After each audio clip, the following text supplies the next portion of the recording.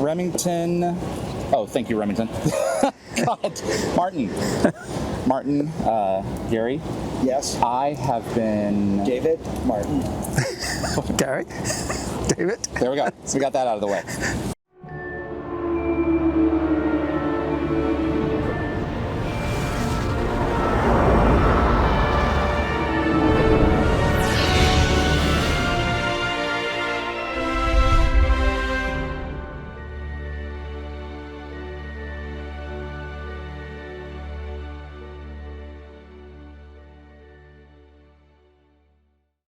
A few months ago, I asked Martin for another prop for my show, because he's able to spontaneously generate these things in about a month and a half flat.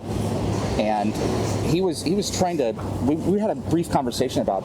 You had said something along the lines of, I don't know, like what else can there be to do?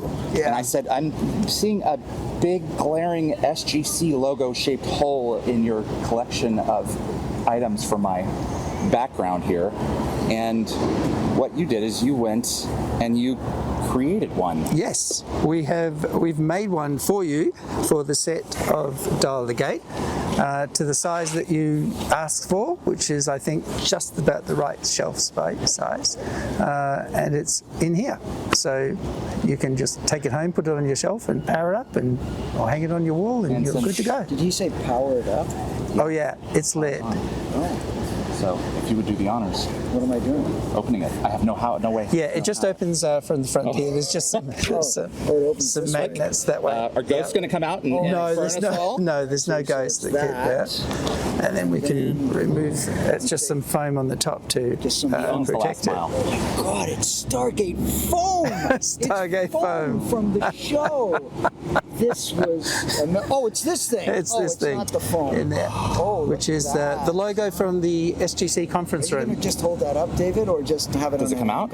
Yeah, it comes out. We can just lift it out like so, and there's a little module on the back that has all the lighting controls and things like that. And then you can either hang it on your wall, or you can put it on the stand, or wherever it is. I see a lapel pin. I see a lapel pin.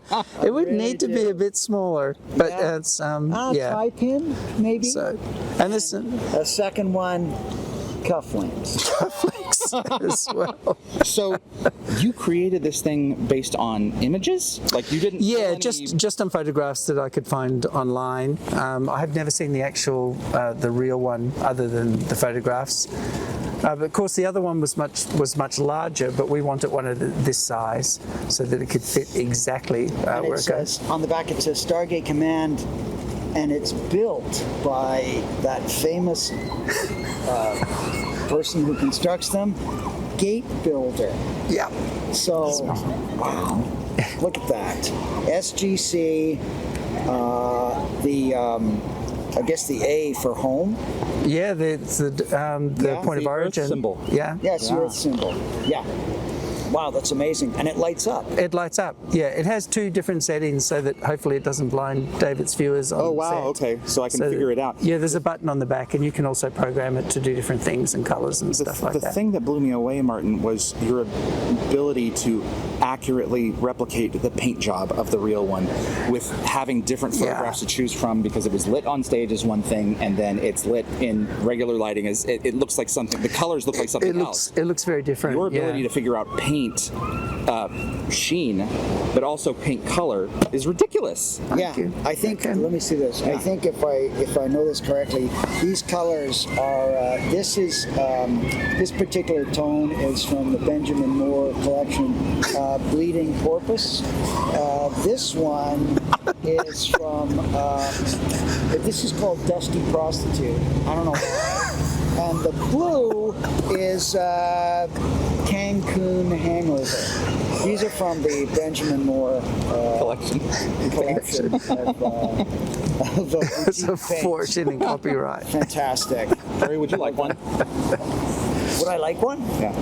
Yeah, absolutely. Okay, I'm going to get you one. Are you going to get me one? Yeah, we're going to build you one. Yeah, absolutely. Do you need it slightly bigger, Gary, or smaller, or? Yeah, or maybe 1-to-1 scale. 18 feet. 18 feet can be done. Will take time. It can be done. Take time. Someone's building. I want to be able to stand under the A. Okay. would be around about 18 feet. It's it should work goodness. quite well. Fantastic. Yeah. I'd love one. Thank you God, for are you kidding? sharing this little beat with me. It really means a lot Yeah. to Yeah. have you here for this, because, like, you know, Tom Bodette said with Motel 6, we'll leave the light on for you. You were the one who left the light on at the SGC, and not only that, you were there under the light, and it was only appropriate to have you, be here when we unveiled this Right. to Stargate fans. So thank you. Thank you. Thank you so much, Gary. Amazing. Good job, Martin. Thank you, sir. And Thank you very much. It lights up. So And it lights up. It lights up. Yep. thank you, sir. Appreciate it. That's it. David Reed. Well, that was a lovely Vancouver afternoon, and that was just a little over a month ago now, man. How you doing? Good. I'm doing great. Yourself? I am good. I must confess that after that conversation that we had sitting down with Gary, and I'm sure people are thinking right now that I am just a sack of shit. There are a couple out there who are. I was sitting there and I'm like, I can't take this one. I can't do it. Not only am I having to fly to LA next and then fly home, I was like, this one should go to Jonesy. And I had a brief conversation with you. And after Gary was walking home, I called him up and I said, we've got something for you. And long and the short, we went ahead and gave him that one. Because it was like, you can make another. And the reason that I had this, because I know A, your generosity, and B, your willingness to tinker and like mine will be better. The next one will be in some respect. But the reason that I wanted him there for that conversation is that if anyone is representative of that logo, it's Hammond and Landry and Airman. And it belongs to him. And so Gary's got one now. So thank you for making that possible. That was cool. Oh, delighted to do it. I mean, it's just a wonderful opportunity to, present a bit of a replica of that set to him to keep in his own house. And I'm delighted for it. In fact, I can't believe we didn't pick it out in the first place. I know. It wasn't a guarantee that was going to happen. And then it did. And, ooh, that's even brighter. Okay. Yeah. It's So got a couple of brightness it's settings.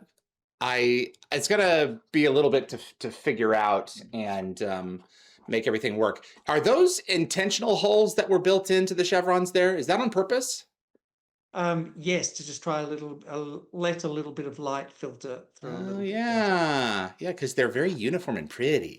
It's like you do nothing by accident. So I was like, this is Oh, I make lots of accidents. I have lots of accidents. you leave nothing in place by accident. There's usually a thought in your design, like the double Earth symbols in Stargate. That are not in the official title sequences, but that are in a lot of additional stuff that comes out. So you have a process for everything. And the lovely stand that you built for this. I mean, how long did it take to come up with this design? Or was it like, this is going to work this way? No, it took a little while. It's about 3 or 4 iterations because Really? it was originally, remember when we spoke originally, we were going to hang it on the wall, or Right. something like that, or we were going to just have it to be permanently powered. And I think the one Gary has is permanently powered from a normal wall socket. But I wanted yours to have some portability and stuff. So you're absolutely right when you say some of the things in yours are different from the one Gary has, including more light mode settings and things like that. And slightly more efficient, speed, things like that in there. You came to me. You've had a bug to do the Malp for a long time, and I'm glad that you did that. That miniature there is just exceptional. The when you came to me and were like, "Well, what's next?" I was like, "Oh my God, he's literally doing a now what, coach? And it's like, and then the other part of me was like, it's obvious what needs to come next, you know, because you have an electronics background. We're not talking about recreating the Atlantis, like the Pegasus expedition logo that I have to my right on the wall here. This is something that is directly up your alley, and it had a lot of interesting design issues, like the letters here are, it's literally a screw. It's a peg that you, on the real one, that you put into the chevron on these sides here, and they're really easy to unscrew and pop off, just like in the alternate reality they could put the A on instead of the C. And this is going to take a while to figure it out. I would have failed in miming. You did it. You absolutely nailed this thing. So, and I'm just blown away because you had the opportunity to access the real one and get some really in-depth photos of it. And you took the stock imagery publicity photography and went ahead with that one. And part of me wants to know, why did you do that when you could have a chance to make it all authentic, as authentic as possible? And how do you feel about the result? I like the result. The reason I did it was because well, there are 3 of them now. So by the time we got that one to you, I was happy with the result. But I did it because that one to me looks the most like the one on the show that everyone remembers. And sometimes when you see the prop photos and they've got normal background lighting and what have you, some of the magic disappears. And so I wanted to make it look like it did on television. I wanted people to see it on the wall in the show and go, oh yeah, that looks exactly the same. And so, but I didn't disregard the original. I designed 3 different versions of this. So there's not just one, this is the 3rd one, but there were some things that they did in the original I thought I just can't do on this one, because it's not going to be as strong and it's not going to be as easy to ship. And later on, if we can share this to other people, then it's not going to be easy for them to build. And so I had to make some of those design choices. They chose a very interesting logo because all those letters are all cantilevered almost on the side. So, and they also have the ability of being able to hide it behind lighting at the back of the room. And we didn't have that. So exactly right. People would see it up close and there would be photos that would show it. And so we didn't have that. So I had to go with what we did have, which was sort of references from the television. The original material, though, was really useful because it allowed me to get dimensions. I mean, we made this one specifically to the size you requested. Yes, so I wanted it to fit on that shelf. Yeah. So the original design I have is more to the true scale from pictures and estimates and things that I had taken measurements. But I made it to the size that your shelf was. Yeah, this is the original photography that we had at PropWorks for this.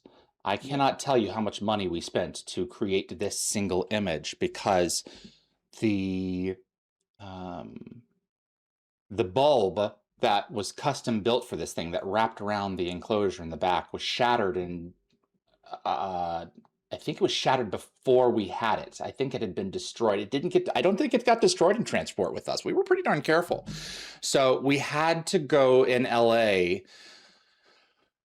to find someone who could make a new one. And that was not cheap. And PropWorks paid for that. And I think that I can't be certain if we took that out of the price for it. I don't know how that worked, but we definitely did. And the fact of the matter is, I can't remember if the light was surrounded by blue gels, which is why the black parts there are black.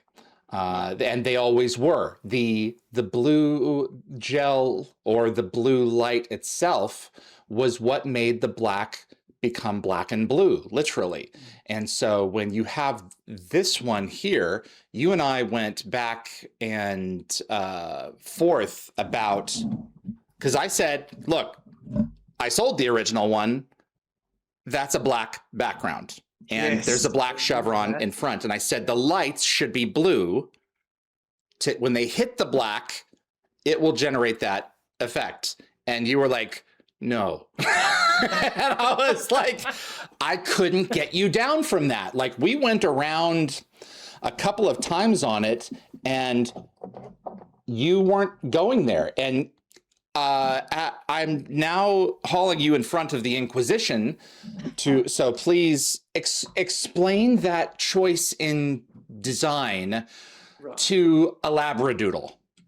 Okay. Well, here's the problem. When you hit a black surface with a blue light, the black absorbs some of the spectrum. So it doesn't come across very blue at all. Now, I'm not sure if when they had the cameras on stage and they had, much cleverer lighting than we just have in our normal homes, if that made a bit of the difference. What I suspect had happened in the end is that it's not black. It's actually some sort of paint that reflects light in a different way. So I thought it was black to start with when we had that discussion. And then I made one that was black and then I put blue lights on it. So you did test it.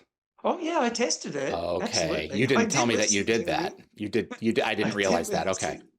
And I tested it out and literally the blue light got absorbed. And so I tried it with obviously white light, but that of course didn't look right because there was no blue at all. And so I think I took the brave decision to make the background blue. And again, that came back to, but this is what it looks like in the show. And so people, when they see it on the shelf, are going to expect it to look like they saw on the show. And that's what made me go with it. But the black one didn't work properly. And I suspect they had some sort of paint or something that I would assume it had some kind of a sheen on it to make it do that. Because the situation that I am at now, Martin, is that when the sun is down, i.e. tonight, and I post it on my shelf thusly. Yes, you get a certain light issue with it. Well, let's find out. I've never tried it before. Okay. I should point out that because I suspected in advance out with the old, you might have a lighting challenge. No, I'm sorry. The designer did not just see that.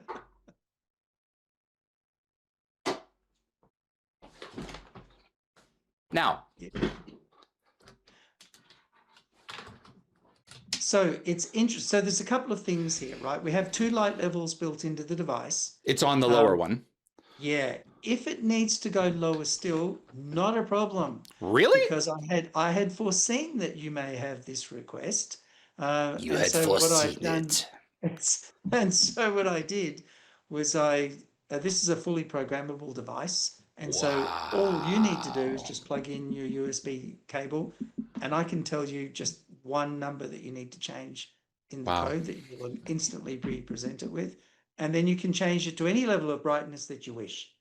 So, and if you feel so inclined, I can even change the code on the fly for you and you can just drag the file straight onto the drive and it will populate. I am looking forward. Super easy to do. So because it's a 2-switch option, we can change the code on both of the switches.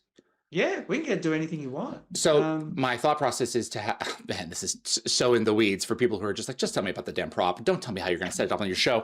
I like a day setting and a night setting, to be perfectly honest. But let's go where the alligators are now.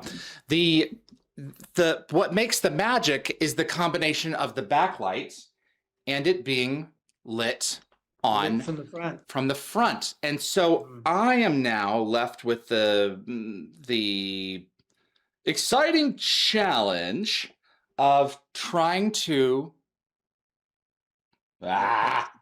find a light that I can put over here, right, that has a focus just on it. And that's the only thing that I can think of, because on set it's lit from stage lighting above. Yes, and that's I how they found pull a it shot off. where I saw that. I could see that it was lit from, I'm going to say a 45-degree angle, but I could be wrong. It could be. It could entirely be. Yeah. And that's the two come together, make the alchemy that makes the thing look as cool as it does. So it's a beautiful piece. And if it only is going to look how it's going to look, I am more than happy with that, truly. At the same time, though, there's got to be a way. And I'm really curious to go through that process and potentially get emails from people after this episode. Is there's like, you know what you should do, dummy, is just do this. So it's like, I'm sorry. I'm doing what I can with what I got in this brain. So we can approach it from two angles, right? Because we can easily tweak the software so it's at whatever level of brightness you want, and you can do it in seconds, right? It's not it's not going to take you half an hour to change. It'll literally, and the minute you make the change, it will instantly happen to the prop. So you don't even have to reboot it. You don't have to do anything. So I'm not concerned at all about the backlighting. I'm concerned about determining the front lighting. That's going to be it. And right. Well, there's more to than one way to skin a cat. And it's just a matter of iterating and figuring it out. But you have done, once again, what I thought was not impossible, but definitely hard. And the fact that you just keep on churning these things out one after the other, we already had the discussion earlier about this and in this video about these pieces, and very well done again. How did you design that puddle? Just Photoshop? I created an actual moving video file of the puddle myself in Adobe Premiere. Wow. So it's actually no, I beg your pardon. Tell a lie, in After Effects. I did that in After Effects, Adobe After Effects. It took a little while, but the puddle is fairly random, like all the ripples and stuff. And so I took a screenshot of my screen image of the puddle, and then I just used that. So that's where that comes from. Some people think I took it from the show or something, but I didn't. It's just from my own puddle. I mean, I look at it and think, oh, maybe you could use a bit more shadow inside the water, but it does a pretty good job on such a small prop. No, there is there's a lot of different ways to achieve that particular effect, and its design has changed over the year as well. There were 4 or 5 vendors for Children of the Gods. Yes. And then there was, by season 3, I think, I'm not entirely sure, people had gotten comfortable. They had gotten comfortable with one specific design, and that's kind of like the look that that we know. And there is a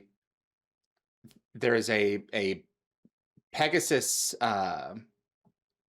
Galaxy tint that's a little bit bluer. I thought it was. It's like a gray, or maybe this is the one from the Pegasus Galaxy. Right. And don't ask me where I got it. I won't ask you. Exactly. But it's the same effect as the one that's in SG1. However, the tint is slightly bluer because there were certain, like the hyperspace windows in Milky Way were purple, and the hyperspace windows in the Pegasus galaxy were green.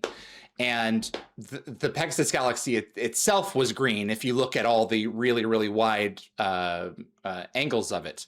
The universe puddle had a completely different texture, and it was silver, which I thought it looked silver. It's very silver, and you have to wonder if it was a part of just that gate, the design of the gate itself was doing that, or if it actually had something to do with the nature of the space that the Stargates were traversing. And I'm trying to come across that particular asset as well, and I'm having a terrible. You can definitely see it, though. It's quite a it's a stark change. I guess they were trying to have a totally different design language anyway for Universe. I suppose that's really the only look or approach that you can think of, is that they were just wanting to design something a little bit different for it. But I mean, and it's it was darker, right? Everything about Universe in terms of lighting, and if you look at the muted colors in the Destiny and all of those sort of things, everything was that kind of almost Star Wars sort of exactly. It's gritty. Gritty was the word. It was the word at the time. Yeah, it was almost grease in everything, like dark wash in just about everything that you saw on screen at any one time. Yeah, the mandate there was to create a something that was, I don't know how much of it was Sci-Fi Channel and how much of it was Brad and Rob wanted to do something a little different. Yeah, but it's one of those things where it's just like you're either going to enjoy it or you're not, and I did. So there's a lot to love about it. I didn't particularly love the camera work. Well, sure, clever as it was, I just found it a bit too that Bourne sort of era movement. But other than that, I mean, the production was just superb. James Robbins and all the folks involved in it, Valerie Halverson, everyone did an extraordinary job with that. So I've got to know the amount of time that really went into to pull this logo off. It was good though. It was fun. I mean, it's not my question, Martin. I always love the phone call where I think, what are we going to do now? This is cool. Like, what are we going to have to work out? The one thing that I'm really fascinated that you said they made a custom light tube for that, because it looked like it was a fluorescent tube. So they obviously had from what you're saying, that they made a custom shaped fluorescent tube or neon tube. Just like right, exactly. Anyone who designs signage, that's strictly what it is. Yeah, it's a clever design, and the way everything is stacked and in a sense looks three-dimensional, because it is. I think they've done a really good job of it, and it was good to do. But it's one of those ones that I looked at it when it was printed out and I thought, I'm really happy with this. This looks like it did on the show. And I wanted it, sort of touching back on that earlier point, the reason I wanted it blue in the background is because I didn't want you to have to power it on 24 hours a day for it to look like the one from the show. I wanted it to look like that whenever you looked at it. That's a fair point. But I would love to know if anybody out there knows what they did with that black paint. I'm just intellectually curious what they did there. There'll be a couple of people who would know, and I've been trying to get a couple of them on. There's one guy in particular, and I've spoken with him over the phone, and I got his number and I invited him on, and I emailed him and I never heard back, and I probably have to try again. That's okay. I was just curious, because it's definitely, you're absolutely correct. It is black in all of the room lit photos I saw of those props. I did eventually find a couple of photos someone in France had posted, and that was also helpful. in terms of just seeing how they did some of their structure. But in the end, I ended up going with my own structural design because it was of this prop in particular. Yeah, of this prop in particular, because I couldn't get all the detail that I wanted. And also I was worried that it wouldn't be strong enough if we went that way. They probably had the luxury of hanging it up once and not having to go near it, whereas this one had to go through the post and that sort of stuff. And exactly, yeah, it was a part of that set design. Well, they hung it up twice because, well, was it in the pilot? Was the SGC logo in the pilot? I'm not recalling it. I don't know that I saw it. I think it was made yet. I don't think the organization was. Yeah. Well, I don't think it. I'm curious. That's a great trivia question. When did the SGC logo ultimately appear? Is it in the Enemy Within, or was that too soon? Because someone had to go off and make it. Someone had to make it. It's like, okay. Now, Hammond mentions in the second act of the show, we're gonna have 9 teams. Yeah. And so bring on the logos that only, a couple of thousand people will ever see. But no, it's definitely one of those things that it's so iconic in science fiction. And if I ever do have anyone from Paint on this program, you will be there, because I don't speak Paint. So there's a whole design language to that. Just like Rob Cooper once said, I don't speak music. So Joel Goldsmith was a good interpreter, and I would need an interpreter who knows me and who knows my idiolect, my personal version of English, to handle that. But yeah, it's just the stuff that you have done is mind-boggling here. And oh my golly. You have done Thor's hammer. You can download this for free, but Thor's hammer, I just have to post up there as well. I have to add it to the files. Look at that. No one had done this. No. And so the original idea of turning the Master Replicas Gate into something more of a diorama that people could display on their shelves. And it occurred to me, why has nobody ever put, get off at the other end, there's a mount, there's a DHD, but there's nothing else in the diorama. And I thought, man, maybe it needs Thor's hammer. So it sure does. You can recreate Samaria now. You have all the toys to do it. All you need is just some dirt.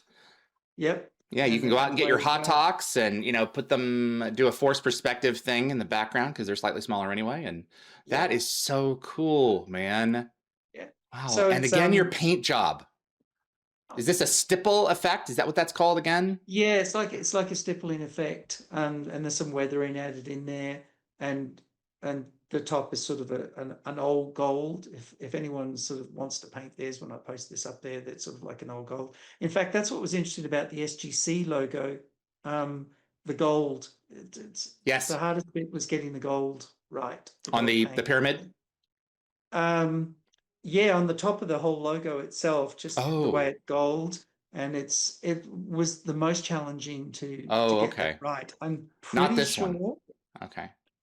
Yeah, both of them, because they're the same gold. Oh, it is the same gold. This one and that one is. Yeah, there's just a slight tint difference, but not much. Okay. I assume that there was a lacquer. Is that the word that was applied over this? There is a lacquer on it. Yeah, there is. In fact, it's the lacquer that caused us the problem in the first place, because you don't know this, but when you rang me up, I designed it, I built it, and I got through it way faster than I thought. And I thought, it's finished in like 10 days or something after you called me. And so I thought, I'm going to send this down to David. This is going to be a surprise. And so I go to get it and put it in the box. And it's a finished prop from a few days earlier. But the lacquer on the top has somehow interfered with the paint, and I know you said this.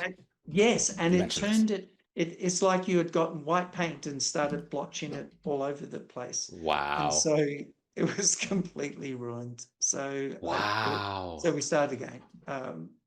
There was, once it was built, I didn't want to tape things up. I wanted them to be painted individually before it was assembled. Because there's quite a few pieces in that.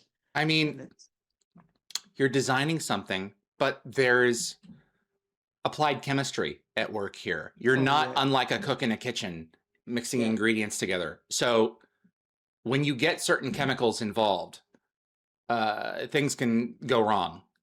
And especially when it's interacting with a material that it shouldn't be or wasn't designed to be. And I'm not sure if that's the case or not, but the fact of the matter is my eye looks at it and says, that's authentic.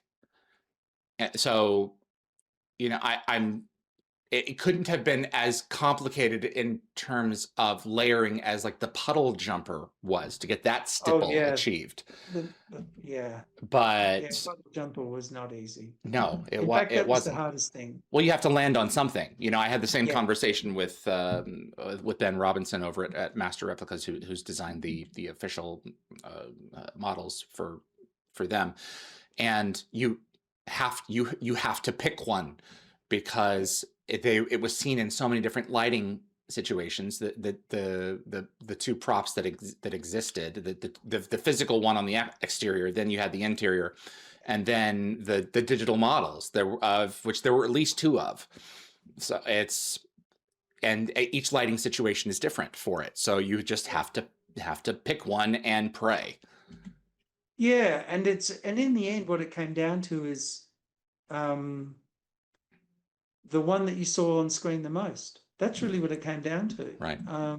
Because, you know, there were multiple companies, I think at one point, weren't there, that did a couple of iterations of the visual Rainmaker effects. did the original, and I don't know if In-House did the next one. They may have by season 4. Yeah. But it was they had updated the design, and as a fan, it's just a frustrating thing. It's like, where did they find these? Where did they find these new ones? Yeah. You know, between season 1 and 2, Weir's office triples in size. Did they pull out a wall? You know, I'm trying to remember if Shepard had gotten. But we see a shot of him at the beginning of season 2 where he suddenly has lights in the jumper alongside him. I'm trying to remember if that was the case or not. Yeah. And there are just certain design things that you just have to accept between season 1 and season 2, when there were just a few seconds in between. There were, because we do see him in the interior, because we see a dart exiting the hive ship from over his shoulder. They just have to do certain things, and they're not going to wait to get certain shots done and then that puddle jumper's been destroyed. Now we're going to do these others, and oh, by the way, it's much more well lit on the inside with different GAC pieces. Exactly. It's a bit like in the middle of a cliffhanger episode, how in the second part everybody's hair looks slightly longer or different to the first part of the. That's it. Or in Heroes 1 and 2, Jack O'Neill, I can't remember which one it was, 1 or 2, is leaving the control room and walking down the hall, and his hair is suddenly shorter. Yeah, that's right. That's magic. That's it, man. That's the kind of thing you want. So, but that was the only. I think that was the only real problem with it. It went together just fine. You know, the last design hasn't changed much from the first one, other than structurally it assembles a different way, so that it can do it. And I suspect you could scale that any size you want. Smaller is more difficult, but it can go as big as you like. You have to choose which full scale. I mean, wow. Yeah. So. The on the size differences, if you make it smaller, you have to select the details which you're going to create. That's what happened with the Stargate, right? Over my shoulder. That's you've only got 8 chevrons lit. Yes. Yeah. Did one burn out on you, or are you just afraid to dial destiny? It didn't burn out. It's when it's normally rotated, that one's at the bottom. Yeah, and you don't normally see it lit, so that's any reason. Well, it's very cool. Okay, I'm sorry, I shouldn't have said. I should have just kept my mouth shut. But someone was going to say something, and I was like, well, it might as well be me. So, but that's the one disappointing thing from that trip, is that I didn't get to go and see that. So I'm really looking forward to coming back up in Seattle and getting a better look at it, because the photos of your paintwork do not do your pieces justice. And I really want to see that thing in person. Just that's the thing in terms of scale and magnification. You can photograph things right up close to it, and you can't tell the difference in your stuff. Like, you are a master when it comes to paint. I think that you were like a set builder in another life. I really do think that that's like your second passion. But what you can do with paint, what you can do with in terms of building blueprints and instruction manuals and design elements with CAD and all this stuff is amazing. But then you sit down with these colors and these pigments and these textures, and you bring stuff out that artists in the series were doing for years. And I don't know how you do it. It's mostly desperation. If I need to get it right. So I have some background because I used to, develop hardware at Microsoft and other places like that. I have some background, but I'm by no means a painter or anything. I mean, that's just self-taught. So anybody out there, you're a painter. It's very kind of you. I mean, you're not doing Rembrandts, but you paint. Yeah, I kind of think of myself more as a hack in painting, but it's more good fortune than skill. But it has come out well. I do spend a lot of time on it because I want it to look as close as it can look for people, so that they don't get disappointed. Speaking of, let's have a look. Yes. Oh, this is interesting. And before anyone asks, how big is it? Well, thank you for asking. I'll show you. I'm going to show you. Yep. So here is the original segment from the Stargate behind me, this is just the inner shell. The Stargate's got 3 shells. It's 2 outer shells, I beg your pardon, and a core. And so this is just a piece from the inner core. And the reason I've got that is to show you this, just to give you a bit of an idea. So that's the little one. And somebody asked me, could it scale? Yeah. Yes, it can. So it can get a lot bigger. Wow. And that's what I did with this one here. And you can see that if I just sort of what a switch beauty. this on and hold that up. Is it supposed to? And then it sort of does as we would expect. Sort of the lights and thing under there. So a lot of people have been very generous in downloading the gate and building one in their own homes, which is very nice, and posting photos and stuff, which is really awesome. But I get this question a lot. Like, people say, will it scale? And I thought, I'm going to prove that it scales, and it does. So I just sort of made some end pieces and things like that. Is there a back to it? There is a back to it. Oh my gosh! The back is a different pattern, Wait a second. You have a speaker on there. Yes. So the speaker is in the back, and then let's see if I can hold that up for you. I can see it. Yeah. US. Center it, Martin. There you go. Oh, wow. So there's USB ports in there, and there's some power switch on there. So it does scale, and it comes out pretty well, actually. So it comes out I'd like amazing. to make a bigger one, so and see just how big it could go. But we'll see. So it does work. And here's a bit of a scale. Boy, I don't know whether you'll be able to see this much, but you can sort of see the difference in scale there. So it's quite significant in terms of size. Man. But it worked pretty well. And there's no change in the files. You just scale them up and print them. You don't have to do anything special. And it's all modular, so it just all plugs together. So if you download the original file, you can do this today. I should make these end caps available, though, to people, just because they were annoying to design, so that would save some people some trouble. I've been meaning to ask, were you inspired by the one that you saw at my house from the Universe Gate and the Atlantis end caps that were created for that series as well? Yes. Okay. In fact, I stole the idea off the Universe piece that you have downstairs. And we did a walkthrough about a year or so ago. So if people want to go and have a look at that in the video, they can. Yeah, about 15 months ago now. Yeah. Yeah. Wow, is it that long? Time's moving on. At least, yeah. Yeah. So I just thought it's a good. The only thing is, it's fairly hefty when it starts getting to this size. So I think I think that anyone who wants to go bigger, there's going to need a lot of room, I think. For sure.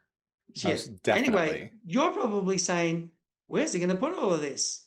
Not my problem. I'm sending this to you. This is for you. So I will put that in the post tomorrow for you, once I find a way of wrapping it up with bubble wrap or something. So you can use that wherever you like. And I don't have to store it.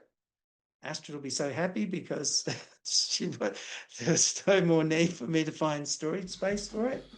But I knew that you didn't see the original gate, and so I thought, well, I can't send the big gate to you because I haven't worked out how to ship it, because it is 2.5 feet wide. And it's very strong, but at the same time, there are bits that are fragile, like the chevron blades and things like that can easily. The wings. I have no words, my friend. Yeah. So I just don't have words. Thank you. The words you need are, and yes, I'm going to buy another house, so I have more room. You keep on saying that, and it cannot happen. It cannot happen. God, thank you. What a beauty. You're very welcome. Very welcome. What an absolute beauty. I'm really interested to see the color of the lamp on the chevron in person, because cameras can't do it justice. You know, these modern lenses with their sensors just don't mimic what we saw on set. And it's one of the things that EMG is trying to crack right now in terms of the look of the gate. They want to make it look right in person, but more particularly, they want it to look right when people photograph it with their devices, so that other people who have a look at it will be able to see really what they saw in the series. So, man. So there's a couple of things I should add to it. If you want to change the lighting density, like the brightness or the color, you can do so. It's fully programmable. You can change the. So we'll dial it around and find it. Yeah, and I made it super easy to do. It does have a David Reed mode, so if you leave it on, and after 38 seconds the lights go off, but then if you don't turn it off and you leave it on, the lights will come back on, but no sound, so that you could use it in the background. And it will stay wow, that's awesome. Yeah, it just means that if you want to display it, you don't have to put up the sound effects and stuff. Oh man. So but if you want to change like the brightness or anything, we can jump on a call and do that in a few seconds. There will be conversations for that for sure. But you know what you've started with this thing, right? There are others out there that people are going to be like, I want an Atlantis one. And now the Atlantis one won't be too terribly hard, because other than the glyphs and the paint job, it's aesthetically the same. Yeah. The glyphs actually turned out, because I'm doing that now, so there will be a 2.5 foot version Atlantis Gate available. The same scale as this one? Same scale. Okay. Because it's virtually the same gate. And I thought, well, the constellation ring is not going to be that much work. Famous last words. Because I have to manually recreate every single constellation. It's a lot of dots. They were documented out there, but it doesn't translate into CAD very well, and it doesn't render very well. So I'm manually recreating all of those constellations. That's kind of like watching paint dry. Well, they don't mean anything to us. No, we need to get Rachel Luttrell on the phone. Okay, you have to tell us the story of this constellation. Yes.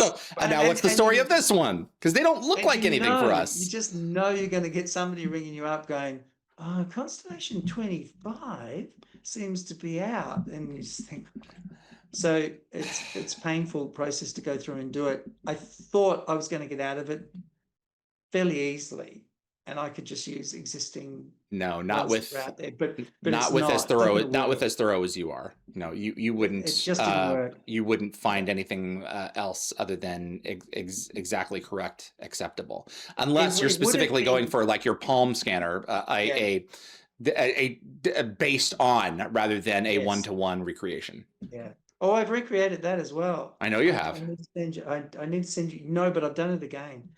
So I will send you a photo. I like But mine with the there is- purple glow in the background on the Yeah. back of it. I liked that. Yeah, That was a it's cool much aesthetic. more glass looking and sort of Oh, screen accurate now.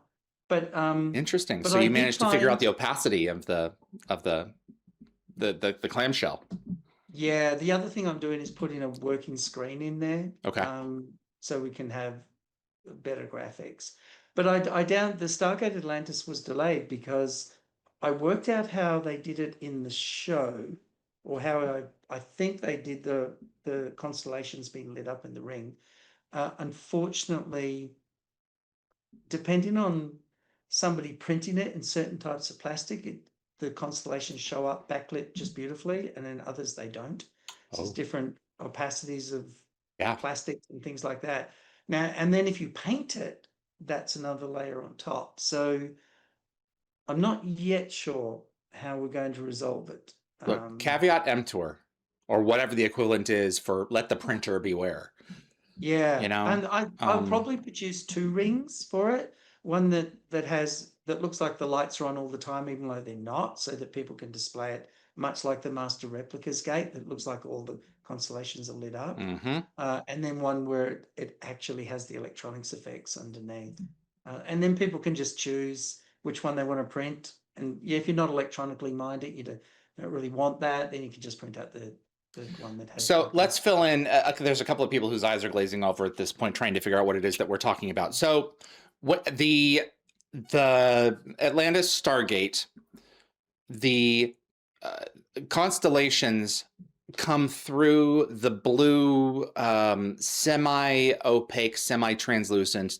Pick your glass half full, glass half empty version, and so they come through a little bit to be seen.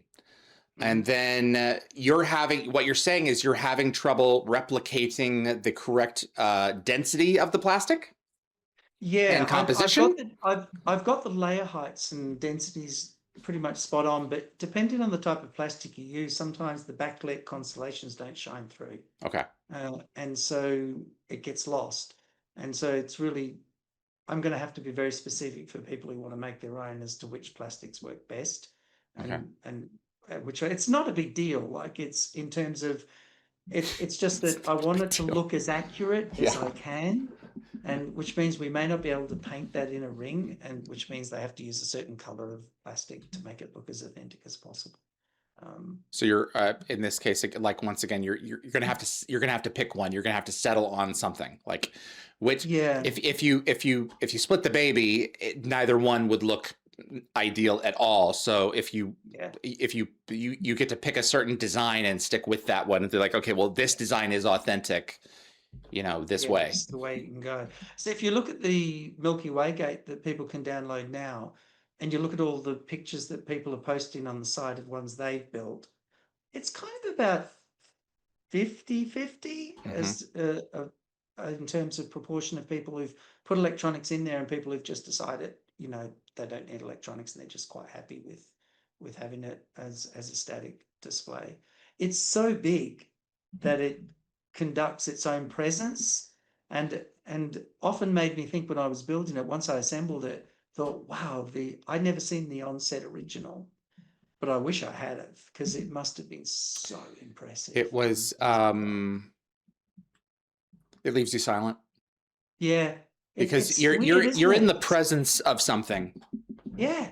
That's the reaction. It feels ancient and it feels massive and it feels almost alien. The design is champagne design. I mean, they just really hit on it so well. Yeah. And the larger it gets, the more impressive it becomes.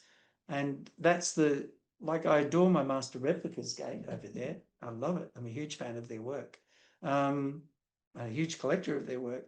But I just also like my own because it's for sure. It's bigger. And it's yours. Yeah, I mean, it did for a second make me think if we did this bigger, like the one behind us, but this size, how big it would be. I just thought, well, I'll probably never know because that's big. I have nowhere to put that. So someone will do it. Yeah, and you know, at a certain point, we'll be living in like augmented reality, and we'll design it in there, and you know, our glasses will never come off our face, like our phones never come out of our hands, and so that will work as well. So yeah, I have it in my house, in these right here. There's a chip that lets me see it. The work that you have done to pull some of this stuff off, I really don't know where you ever have a chance, how you ever have a chance to sleep. Yes, sometimes it keeps you up. I would suspect and so. It's kind of because it's a one-man show, right? It's not like it's a business or anything. It's a one-man show. You have to do the design, you have to do the paint, you have to do the lighting, you have to do the design, you have to do all of it. So there isn't sort of anyone to pass it to and go, well, you know, and there's an Apple there to for scale. For scale. Is that a what? That's not a Red Delicious. What is that? Is that a? I think it is. Is it a Red Delicious? Yeah. Interesting. So. There we go. Yeah. Oh wow. This is new. Oh my. Yeah, this is the ramp for the Master Replicas Gate. So for people who don't like the off-world one or don't want to go with the one that came with it, both of which are equally good. Just look at those mop strainers. Man, oh man, you did a great job. So so that's a prototype. It's not finished yet. Okay. As we speak, the new version is literally printing. So that one's a work in progress. You lit the ramp. Yeah, I can show that to you actually. Here is the ramp here. Let's see if I can get that round a better way so you can see it. There we go. Wow. And it also lights up. Oh my. So we've got man, oh man. It's awful with the oversaturation, sorry folks. No, it's all good. But yeah, so all that sort of. And you had to decide on a design aesthetic because you couldn't reproduce the grid of the ramp as it is. You know, you had to go with a you had to imitate it. I had to imitate it. I mean, there is surprisingly little documentation on it. Yeah. But well, actually I say surprisingly little, but we should know better, you and I. Yeah. There's no documentation half the time, ever. So, and because it's the Master Replicas Gate, it has to be scaled. Mm-hmm. I didn't want it to be so big that it violates the design rule, which is it's bigger than someone's IKEA cube. Yep. That's it. So if you have a look even just at, these design pylons and things like that. Oh my! They all sort of have to fit in and move in and what have you. So it's look at that. So it's a work in progress. It's not finished yet. And there's sort of a little gantry ramp and absolutely on the back. Yeah. Yeah, absolutely. Different bits and pieces. So it will get finished at some point, and then people have a choice. They should probably go out and buy another Master Replicas Gate. They can have one in the SGC side and then one on the off-world side. I'm looking at the image here, and is this a reflection? Is this Photoshop? No, that's the puddle. It's just the angle. Oh, it really is the It really is the puddle that's in the back. So it just reflected the light. Just reflected the light. Yeah, because you can see the reflection of the piping here. I mean, look at that. It's right there, and you can see that. So yeah, it's kind at first I was like, "What is that?" I'm like, "It's that." It's sort of a metallic kind of plastic that's being used. Normally, I will paint it and weather it, but I didn't want everyone else to go through the pain of having to do it. Grid work like that, steel work like that is laborious to paint, for sure, and to decorate and stuff like that.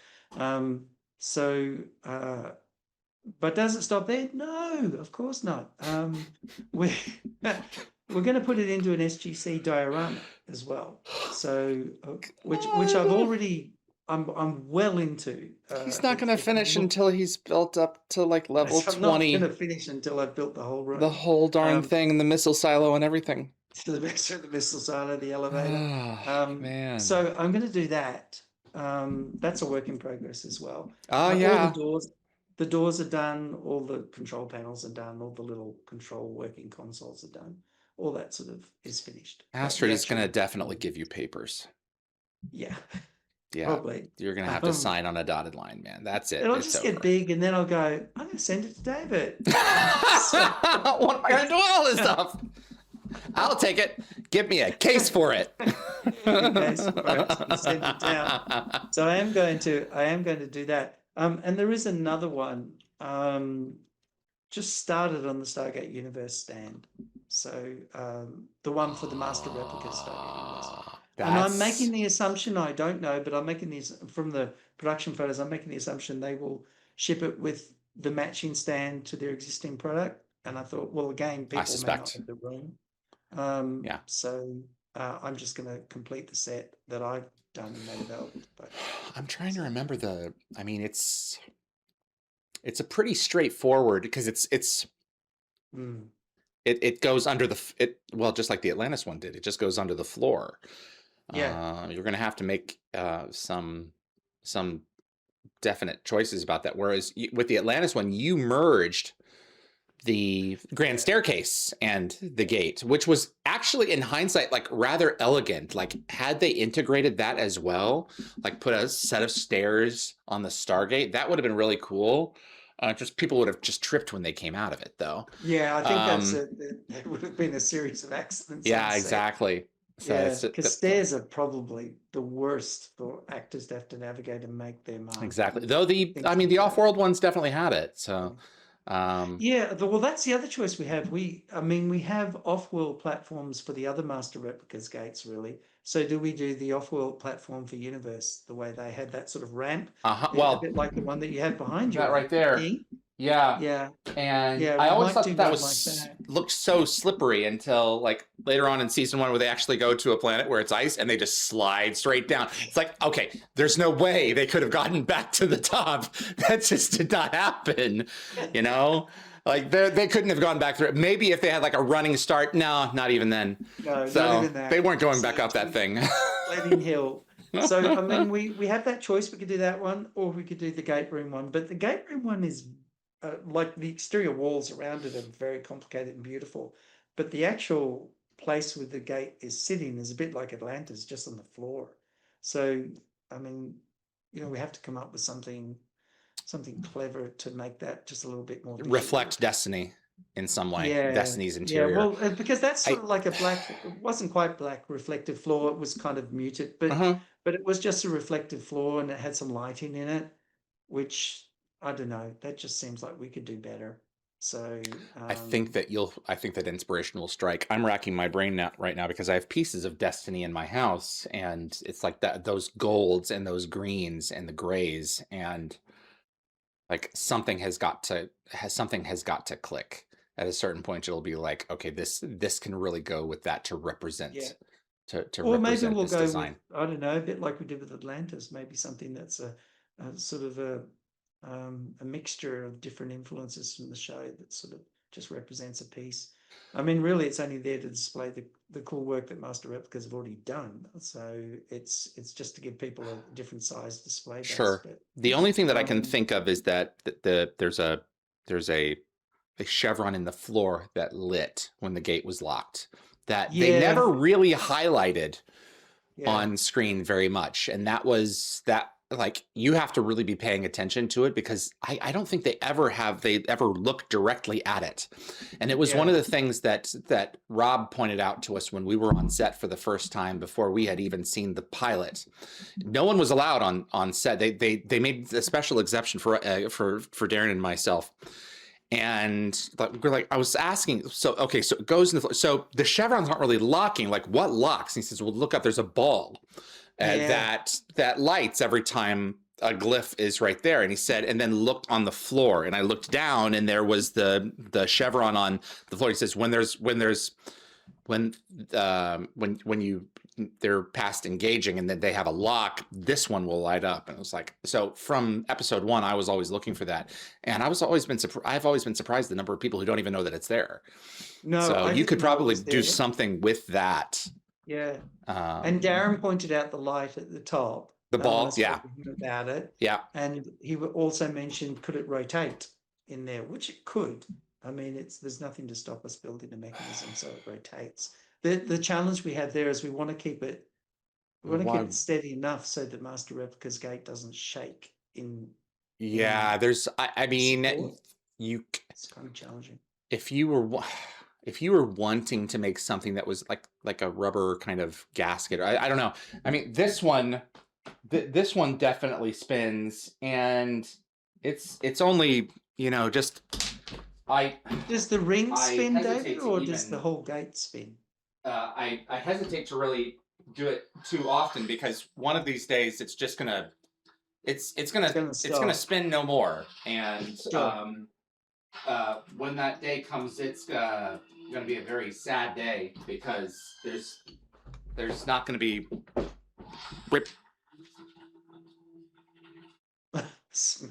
gremlins in the system. Reset, maybe. You were saying.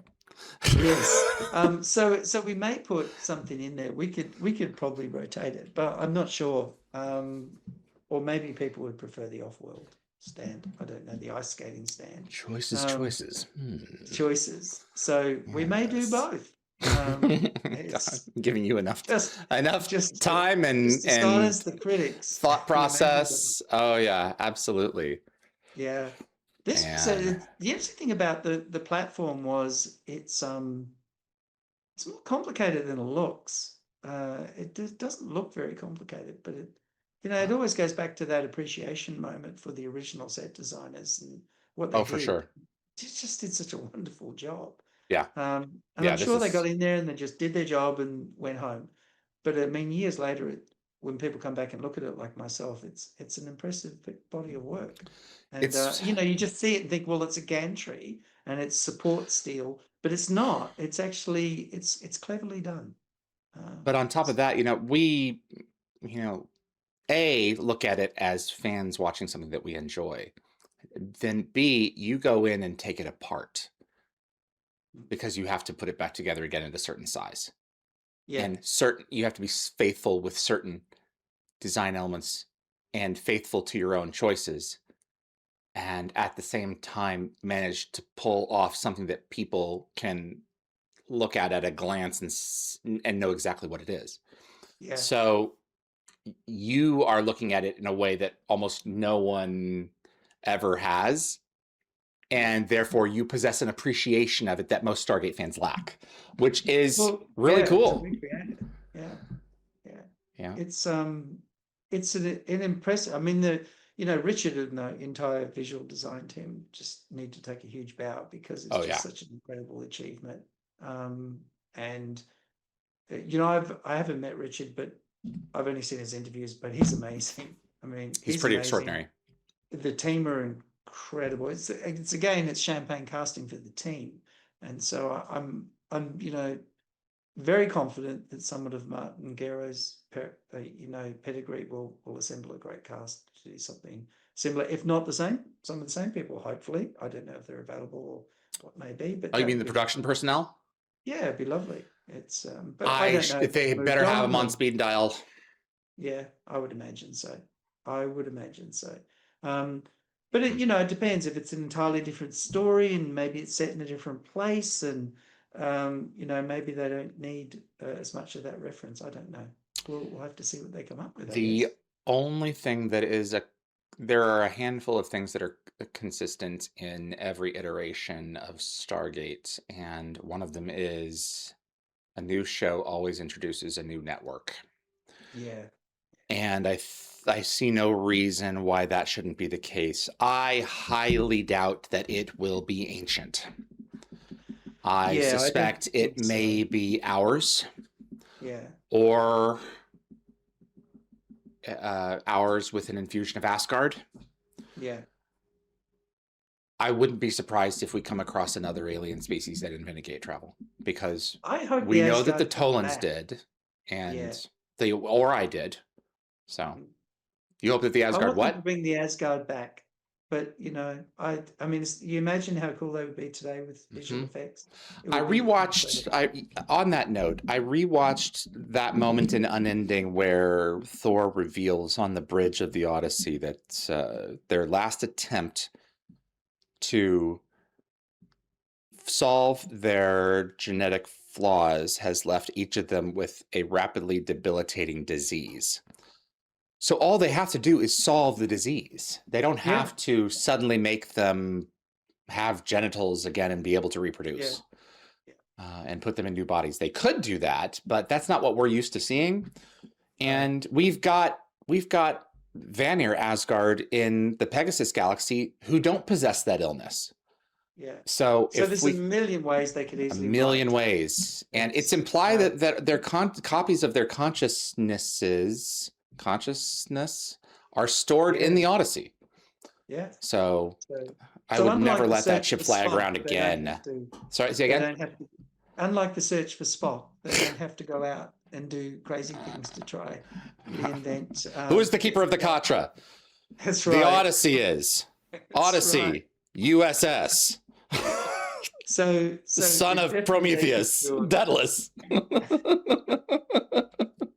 They could definitely do it, and I'm sure. Look, there must be a million ideas floating around the writers' room currently in session down in LA. So, their second week is finished tomorrow.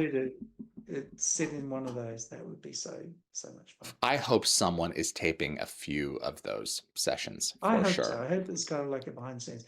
Oh, and so I just put this together in case anyone is looking to, in their own home. It's obviously not a commercial availability. But if they're looking just for their own home, just to freely download and build one for themselves, they can do so. And that stuff's out there. This is such a cool design too. It's so cool. I did have somebody print the Stargate out and mount it to their ceiling, and then they posted a photo online. So, which I never mounted it to the ceiling. I didn't ask any questions. Are they going through the wormhole at night? I have no idea. Okay. And they did a nice job of building it, and I think they finally managed to do it. Interesting. It's not that light. It looks like it's. Well, I don't know if it looks heavy or not, but it's a reasonable weight once it gets together, because you can imagine, that looks kind of quite thin, but then it's essentially on 3 or 4 times that thickness when it comes out, because of all the bits and pieces, and then you go crazy enough to make something that's that big. Crazy indeed. Yes. But there's only one of those, by the way. That was a specifically made new model. So there is only one. But other people, if they want to, they could print out bigger pieces. So that's available there. And I should post those end caps, and I will, so that if anybody wants to print it, either for the small one or for the big one, that they will be able to do that. Well, this is our first weekend back, and we've got a lot more shows to come. I'm not going to say the number of shows that I plan on launching with, but when people are going to see this, we are hot to trot, and you will know in advance so that you can announce whatever you want to announce then or sooner. Okay. But I can't thank you enough, man. I mean, this is no, it's not. It's like, no, it's thank you, truly. So it's there's nothing. Please don't receive it in any trivial way at all. It's like, no, you didn't. You got it. I'll never forget Elijah Wood telling the story of Peter Jackson. They wrapped up The Return of the King, and he sees it in the theater, and Elijah goes to Peter. He says, "So what'd you think, Peter?" And Peter goes, "It's good. Good." It was good. It was good. Just like 10 years of your life, More. Yeah. Oh, yeah. What a spectacular job they did. Oh, God. That is unbelievable. Man. What a spectacular job you have done with this collection.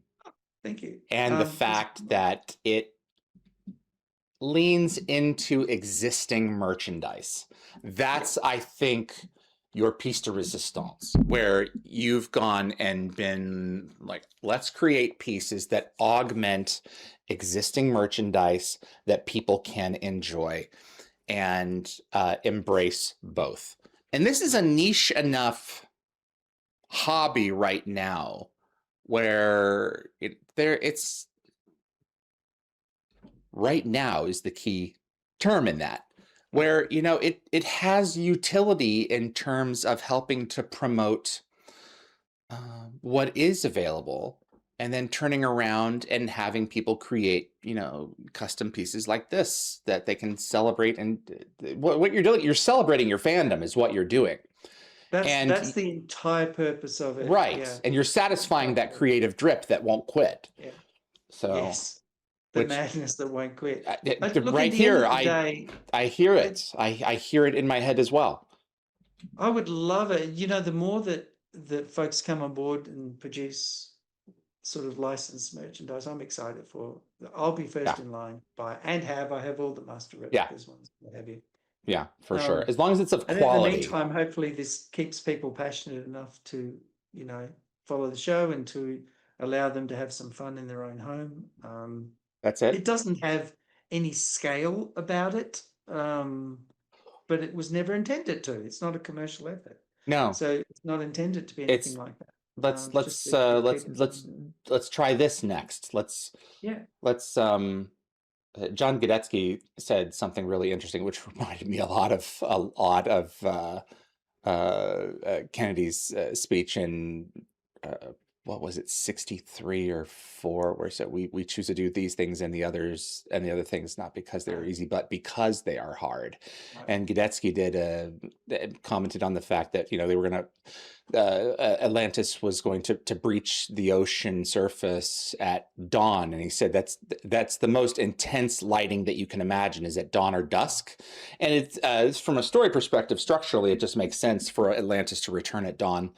But it's the harshest lighting, and he said this is the time of day that would be hardest to do that kind of shot, and so that's what we're going to do. And it's one of the reasons that Rising is so spectacular. It is. So. I mean, I remember reading somewhere that the city model, the software design model, was made at a scale that only motion pictures would have had a budget for at the time. That's how much love and creativity and talent went into that. And I can't remember how many facets of that model exist in terms of the detail, but it's astounding. The polygon count in that thing. They had to really be careful with the polys at Rainmaker, because there were certain shots that they just couldn't put. They found out very quickly that there was no reason to render certain elements that weren't going to be shown. So they had developed a technology, or they turned a feature on in the software that prevented the software from rendering anything that wasn't going to be seen. And once they did that, it saved them an enormous amount of horsepower.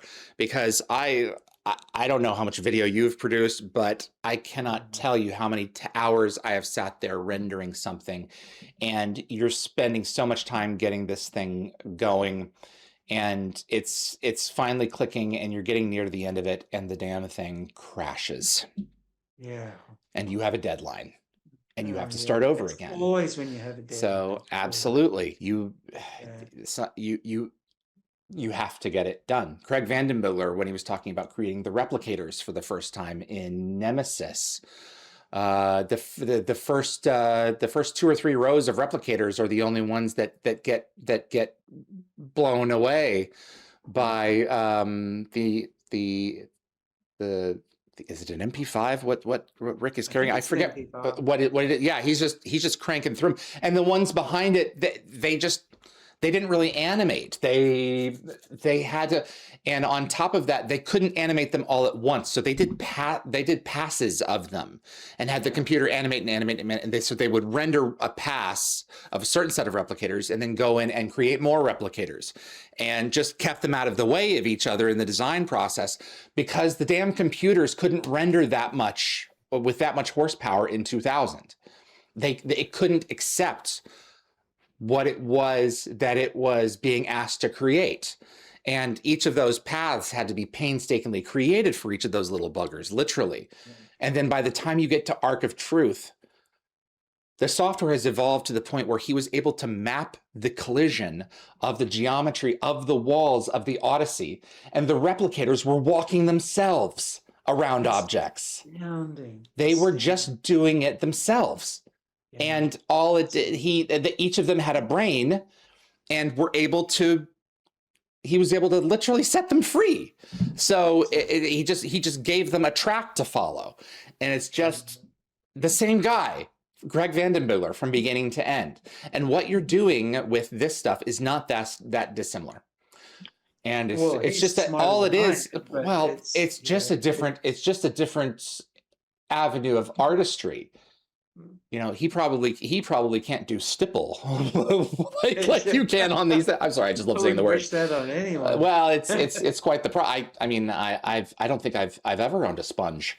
You know, so there's things that you have to do in order to pull off that detail that you just go through an iterative process of trial and error.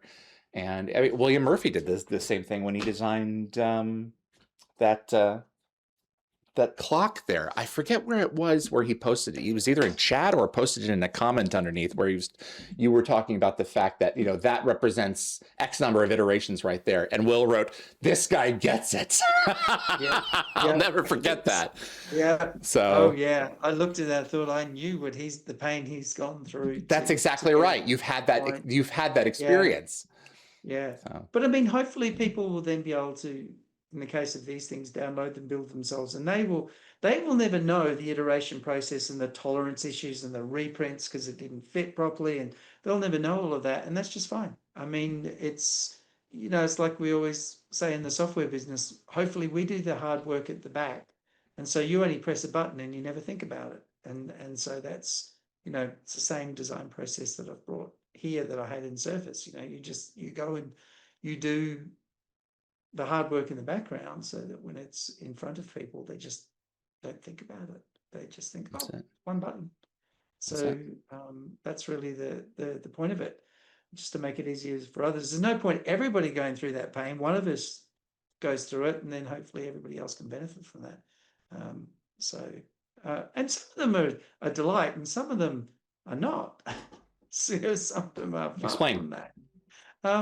Well, some of the designs just fall out. I don't know why, but the SGC plaque that we looked at earlier in the episode just fell out. I mean, it was really straightforward to design, and I was able to do it fairly quickly. And yet other things like the puddle jumper had lots of sticking points. And yet I love, one of the cast from Atlantis the other day, actually, I was chatting to, and they said to me, "What's your favorite prop?" I don't really have a favorite, but I guess if I had to choose it, maybe the puddle jumper or maybe the gate. And so I really like those two. But Atlantis had a lot of cool toys. Yeah, for sure. Yeah, they did. They did. So they had the perfect out for every story because they had a transporter. So they, you know, which made it very convenient. They managed to make it work, yeah. It'll be interesting to see, like, one of the benefits of Stargate is it was grounded in real world, especially SG1. So I'm hoping in the new series it's the same, that it has some sort of Earth everyday grounding, that people, you know, the phones look the same and the things on the table, you know, look the same. And so people have some sort of sense. They're almost captured more by the wonder of the story and what's happening than, you know. It's like the Stargate's in a tunnel in the ground, and people just accept the tunnel because the Stargate's the interesting thing in the room. But if that was in some massive cavernous, you know, landing bay like you see in Star Wars or something, then the gate just becomes diminished in terms of its importance because it's dwarfed by this huge diorama. You want it to dwarf the things that are around it, not the other way around. You want it to tell the story of scale. Yeah. But, you know, it was interesting. Joe Malossi said in his blog a couple of weeks ago, we're going to decide things in the writer's room, like, you know, what shape is Stargate going to be? And I thought, what shape is it going to be? So you never know where we're going next. There's no reason that it has to stay around. There's no. no rule has been established that a wormhole, that a portal has to be round. The tunnel will be round, but the exit points don't necessarily have to be. No, they don't have to be. So, I mean, it would be very considerate of them for me if they kept it round, mhm. but they may not. The Furling transportation arch is not round. Yeah, true. So True. there's So there's a number of things that they could do with it. you know, it could end up a pentagon or an octagon. Or Well, the original design, I think, was a triangle, if I'm not mistaken. They were really there was a, I forget which, is it Dark Side of the Moon? Is that what's the cover that's like a prism? oh yeah, the Floyd Yeah, cover, Dark Side of the exactly. Moon. Yeah, there was a lot of aesthetic of that. And have you seen the artwork for the original Stargate? I've seen some of it. Okay. I remember seeing the different serpent guards and a whole bunch of things like that. And I've seen some of over the years, Joe's posted some photos of different production arts. So I've seen those. But I don't ever remember seeing the Stargate was originally thought of as a triangle. Oh, interesting. Yeah, there you go. Oh, Flux capacitor is fluxing. yeah, yeah. Yeah, they went through. If that several turns out to be the iterations. shape of it, then it's definitely going to Yeah, there it is. be easier to do. Yeah, that was one of the things that they were really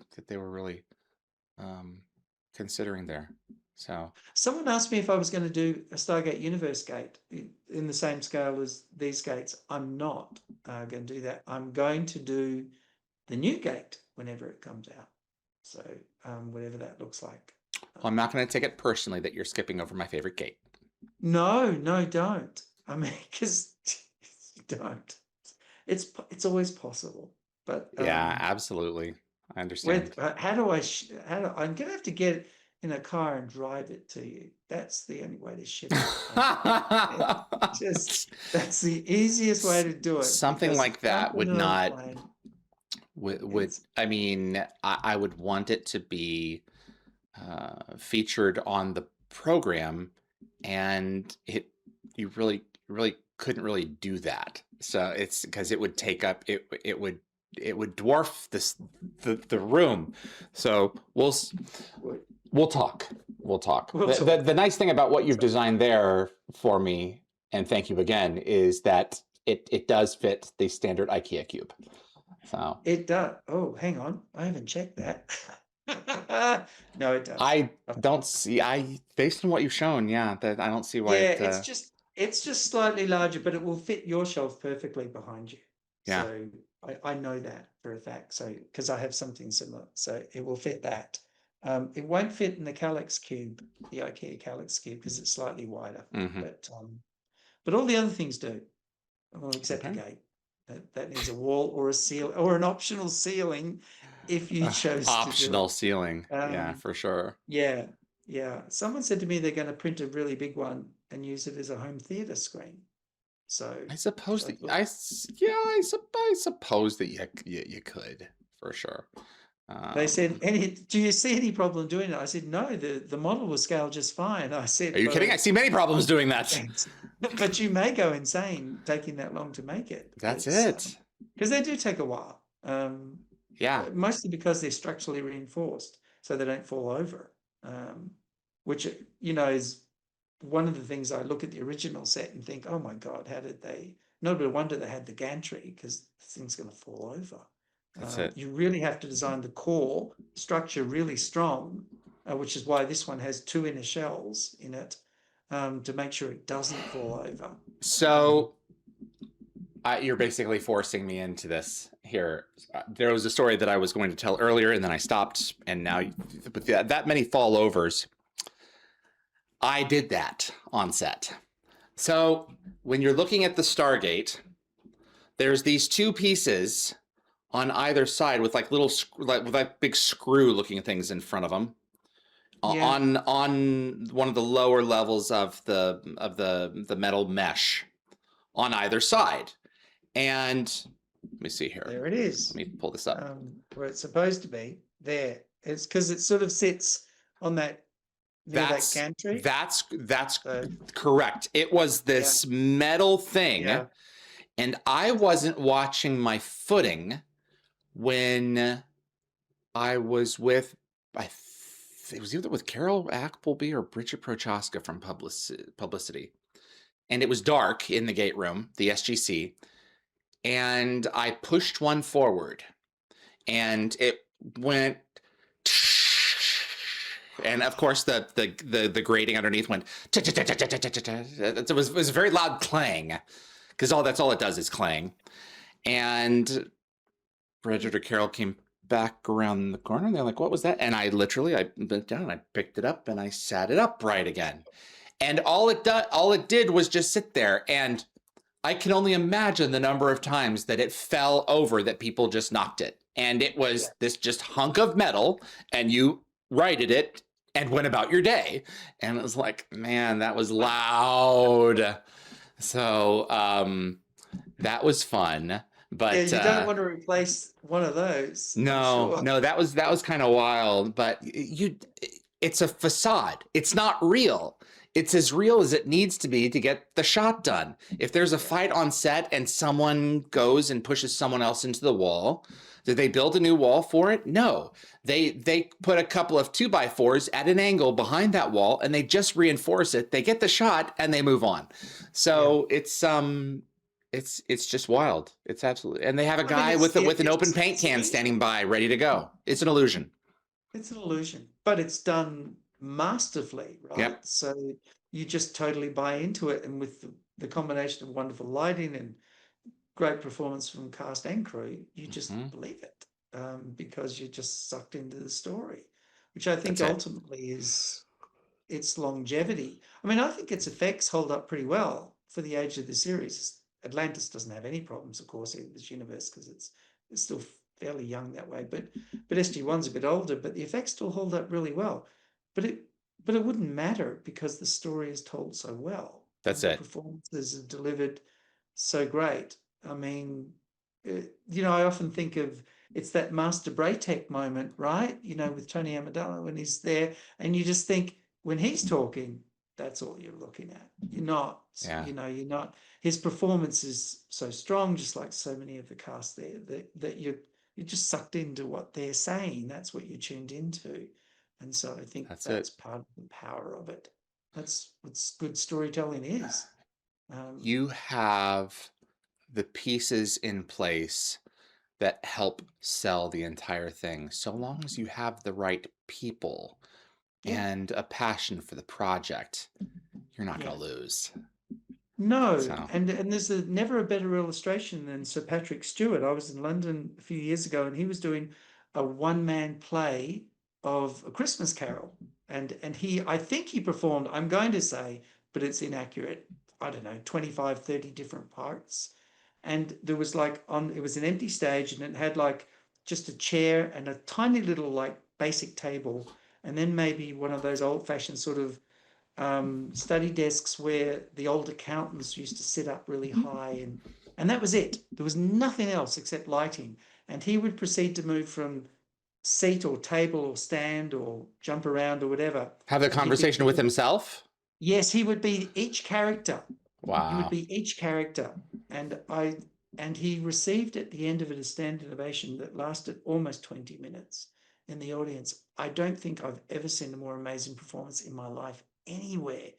And he did it all with no sets, apart from a rudimentary chair and a table.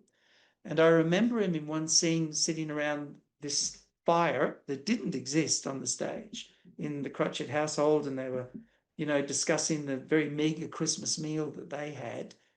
And I remember feeling hungry just listening to him describe that meager sort of turkey dinner that they'd cobbled together for their little family. And it was amazing. You just totally, you totally bought into it. So the performance is what brings you in. And it was never more clearly illustrated than that. I mean, no set. That's some clever lighting, to be fair, for different characters and different moods, but there was nothing else on the stage, and you didn't even notice. It was amazing. That's the thing that's brilliant about so much of Shakespeare's work is the right composition and the right talent in front of you. They'll make you believe anything that you're willing to let them take you to. So, I don't know how he remembered all the dialogue from A Christmas Carol. I don't know it's a muscle. how he did that. Yeah, I mean, that's I don't know how you do what you do. Oh, muscle. It's a lazy muscle. But he has No, the it's not. strong muscle. Yeah. And it's astounding just to watch someone at the top of their craft just go and do that.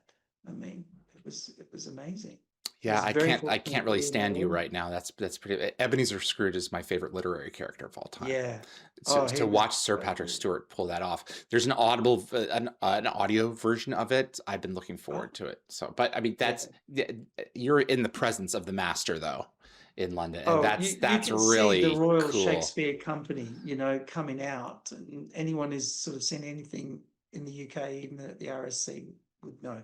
It's just they're masters. They're at the top of their craft. They own it. Yeah, Yeah, they're exceptional. if you've ever seen Dame Judi Dench perform like that, I mean, I have no idea how she remembers all of that.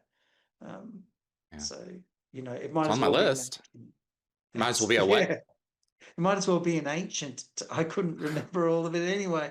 Yeah. But it's New ani anquietas, whatever it was. So, it's right at the top of my frond. Right at the top of my frond. Yes. Yeah. Martin, thank you. This has You're very been welcome. a treat, and I definitely need more shelves. You definitely need more shelves, more rooms, more shelves.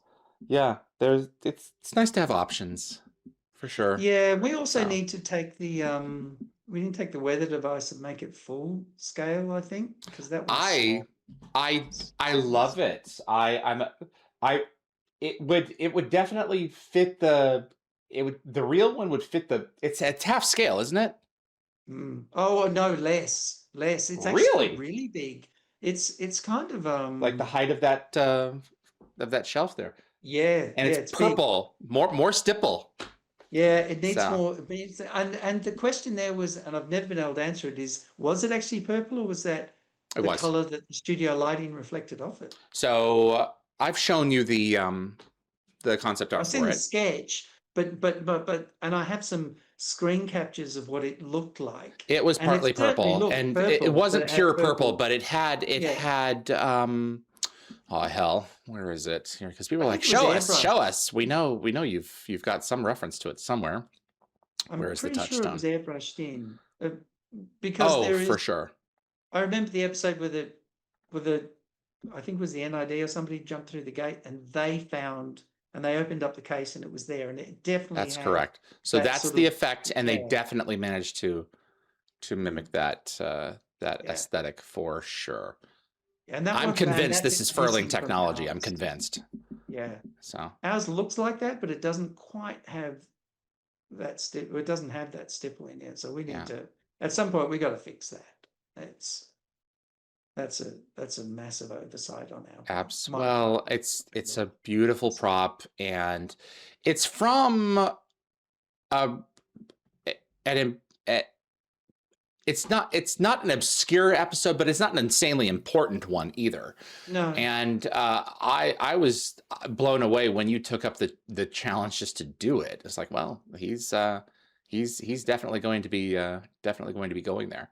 So it was fun to do it and get all the rings to move and stuff like that. It was quite good. And again, they could have just painted that one color and walked away, but they didn't. No, they always went the extra mile. Yeah, they wanted those actors to be able to interact with it, and they did. And the fact that, I mean, hell, let me just go ahead. Yeah, they did do a great job of it, that's for sure.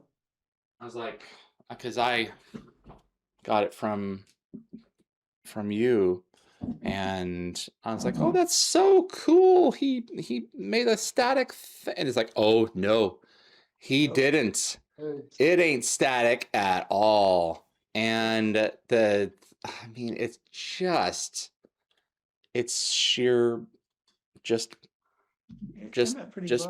brilliance, and these were able to dial on the real one. And I wanted to motorize it. Oh my God. I wanted to, to be able to move the ring. Like Contact or Event Horizon. And then it's sort of, but then the one on the show didn't quite do that. And I thought, well, No. now I'm just taking too much artistic license. But I always wanted it to be able to do that. Yeah.